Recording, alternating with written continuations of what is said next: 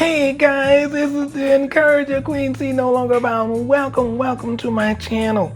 Hosea 4:6 says, "My people are destroyed due to a lack of knowledge." Well, we are changing the narrative. We are no longer bound by doubt, by fear, by unbelief, and a lack of knowledge.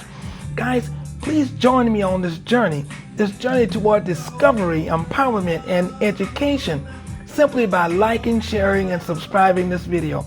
Today I have another interesting video. Please watch and leave a comment, and we'll see you right here next time. Is the Seneca Village in New York City. Seneca Village, a once thriving African-American community, was established in 1825 on the outskirts of New York City at a time when African-American residents were facing legal segregation and discrimination throughout the country. At its height, the village covered an area from 82nd Street to 89th Street on Manhattan's Upper West Side, with approximately 300 black residents living within its borders. The people of Seneca Village had a deep sense of community and worked hard to build a prosperous and thriving neighborhood. Many black residents were property owners, with a rate 5 times higher than the city's average. Seneca Village had 3 churches, a school, and various small businesses, such as a grocery store, a shoemaker, and a blacksmith. However, the residents of Seneca Village faced many challenges, including discriminatory laws that restricted their freedoms and opportunities. As the city of New York began to expand and urbanization took hold, many wealthy New Yorkers sought to improve the area by creating a large park, which is now known as Central Park. In 1855, the New York State Legislature passed the act to lay out a public park in the city of New York, which authorized using the eminent domain to seize land to create Central Park. The residents of Seneca Village were accused of being a public nuisance and were forced to leave their homes to make way for the park's construction. The community was disbanded by 1857, and the residents were forced to relocate somewhere else, mainly to Manhattan's Lower East Side. The erasure of Seneca Village is one of many examples of systemic racism and forced displacement of black communities throughout American history. The people of Seneca Village had built a thriving and prosperous community against all odds, only to be pushed aside by the government and the wealthy elite. The loss of Seneca Village was a traumatic event for the African-American residents who were forced to leave their homes and businesses behind. Today, the only remnant of Seneca Village is a commemorative plaque dedicated in 2001 to the Lost Village. The story of Seneca Village serves as a reminder of the many vibrant black communities lost due to discrimination and systemic racism in the United States. But while this seems traumatic, many African Americans in Alabama faced a more devastating incident. Before we get into that, we'd like to introduce a new segment called Black Business. Lake Martin is a beautiful destination in Alabama, famous for its crystal clear waters, boating activities, and stunning sunsets. However, the lake has a dark history that few people know. Underneath the tranquil waters of Lake Martin lies the ruins of Kowalja, a once thriving African-American community founded in the late 19th century. Kowalja was established by John Benson, a formerly enslaved person who had purchased thousands of acres of land in Alabama and sold it to other African-American families. The community grew and prospered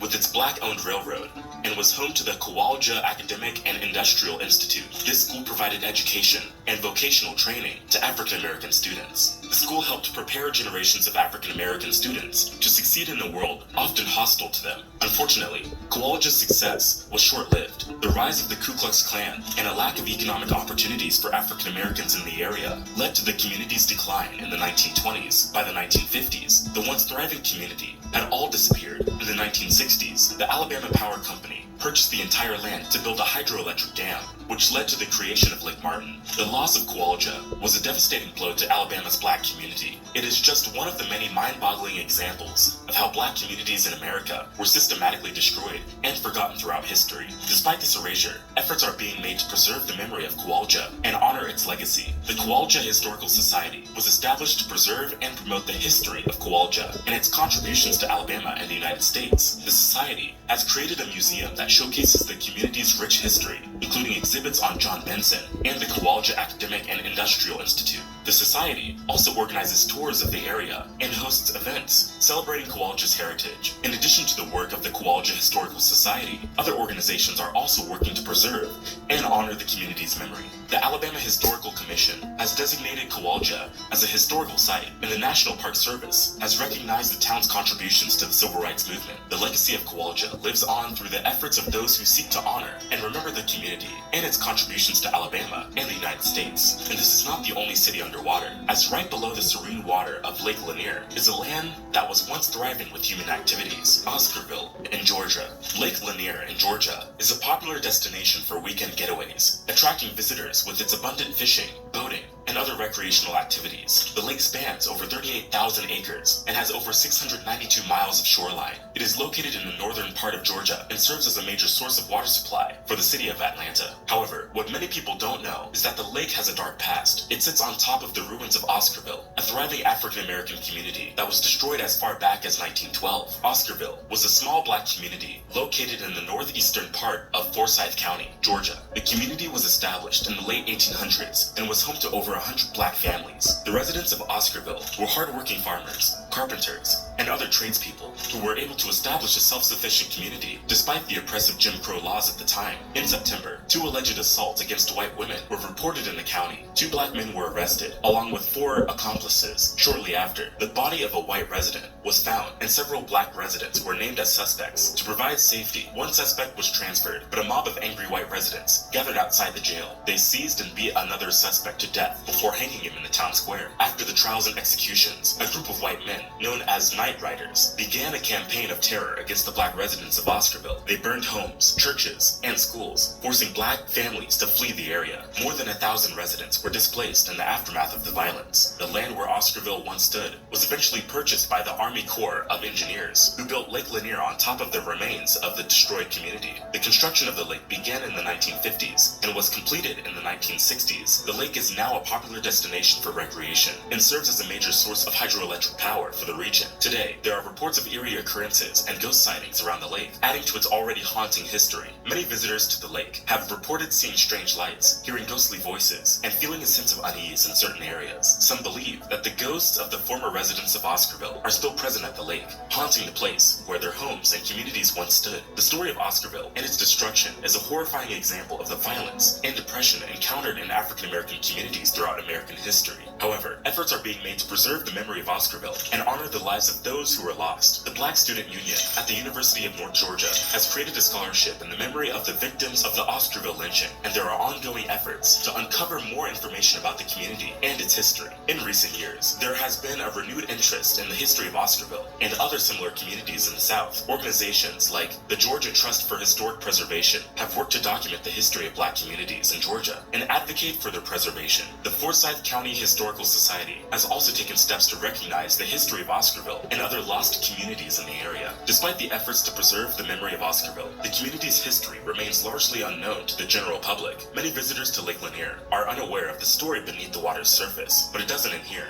Vanport in Oregon is another place now buried underwater. Vanport in Oregon. During World War II, the United States witnessed an unprecedented surge in its manufacturing and industrial sector to support the war effort. This period saw the rapid growth of shipyard industries, which became vital in producing warships and military supplies. One of the shipyards was located in Vanport, Oregon, which quickly became the second largest city in the state. The shipyard industry offered job opportunities, and many people migrated to the city in search of work. As the demand for labor increased, African Americans from the southern states were drawn to the shipyard industry in search of better job opportunities. However, due to systemic racism, the Albina neighborhood was the only place where black people could legally reside. The Albina neighborhood soon became too small to accommodate the growing population, and a solution was needed to address the housing crisis. Vanport was built as a temporary solution to house these new workers. The city was built on a floodplain, and this decision would have devastating consequences. At its peak, Vanport housed 40,000 residents, with 40% of them African American. Unfortunately, in 1948, disaster struck the city when the Columbia River flooded the neighborhood. The floodwaters destroyed the town within a day, displacing over 18,500 families, more than a third of whom were Black Americans. The aftermath of the flood exposed the systemic racism that existed in Oregon. White supremacists attempted to keep Black Americans out of the state, and the state legislature passed laws to preserve the state predominantly white. The Oregon Black exclusion laws restricted Black people from owning property or settling in the state, a practice that continued for several years. Even after the laws were repealed in 1956, the legacy of systemic racism lived on. The former residents of Vanport never forgot their lost community and fought for years to preserve its memory. The Vanport Mosaic Festival is held annually to honor the lives lost and celebrate the city's rich history. The festival showcases the city's diverse cultural heritage and aims to educate people about the history of Vanport. The festival features a variety of events, including live performances, exhibits, and oral histories from former residents. The legacy of Vanport still resonates with the residents of Portland today. The city has a troubled history of racism and segregation, with the African American population facing numerous obstacles, including access to education, housing, and job opportunities. However, in recent years, the city has progressed in addressing these issues. It has launched various initiatives to improve the quality of life for the African American community, including affordable housing, job training, and education programs. The Vanport Mosaic Festival is a testament to the resilience of the former residents of Vanport who fought to preserve the memory of their lost community. While progress has been made in recent years to address the legacy of systemic racism in Portland, much work still needs to be done to achieve equality and justice for all. Next is Sasana, a former village in Alabama, now home to a large lake. But before we get into it, make sure you like this video and subscribe to the channel Village in Alabama. Sasana was one of the most prosperous and thriving small towns in Tallapoosa County, Alabama. This charming farming community boasted a wealth of businesses, including a bank, sawmill, grist mill, post office, and even its own gold mine. Situated on Blue Creek between Curry's Point and Still Waters, Sasana was a beacon of hope for pioneers seeking a new life in the American South. But sadly, Sasana's bright future was not to be. In the early 20th century, the construction of Lake Martin resulted in the town's submergence underwater. The once vibrant streets and bustling businesses were lost forever, leaving only memories and scattered remnants of the past. According to Alabama Living, the flooding of Sasana resulted in the relocation of over 900 bodies from cemeteries in the area. This poignant fact underscores the depth of loss experienced by the people of Sasana, who saw their homes and loved ones swept away by the rising waters. Despite its tragic fate, Sasana's legacy lives on in the hearts and minds of Alabamians and history buffs alike. The town's former glory is evidenced by the wide range of businesses it once supported, including a gold mine, a school, 2 mercantile stores, a grist mill, a flour mill, a sawmill, a blacksmith shop, and a church. These varied enterprises served as a testament to the ingenuity and perseverance of the people of Sasana, who built a thriving community from the ground up. And lastly, it is the once vibrant Ferguson town in South Carolina. Ferguson, South Carolina was once a thriving lumber town, founded in the 1880s by Francis Beadler and Benjamin F. Ferguson.